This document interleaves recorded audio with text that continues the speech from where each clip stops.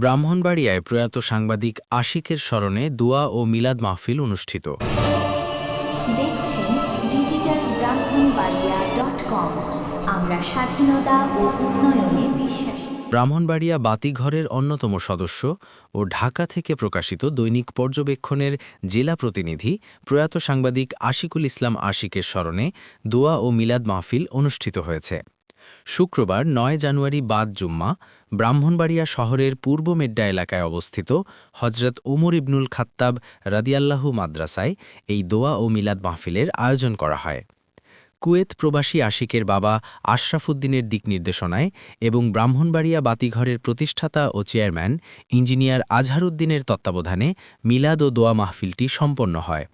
অনুষ্ঠানে ব্রাহ্মণবাড়িয়া বাতিঘরের সদস্য মাওলানা রাকিবুল ইসলাম, এস.এ. আরমান ও আবদুল্লাহ সহ সংগঠনের অন্যান্য সদস্যরা উপস্থিত ছিলেন।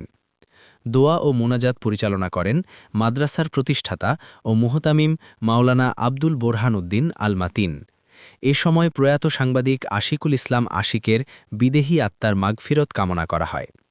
উল্লেখ্য, ২০২৩ সালের ৯ জানুয়ারি সন্ধ্যায় জেলা শহরের দক্ষিণ মৌড়াইল পাবলিক লাইব্রেরির সামনে রায়হান নামের এক যুবকের ছুরিকাঘাতে সাংবাদিক আশিকুল ইসলাম আশিক নিহত হন।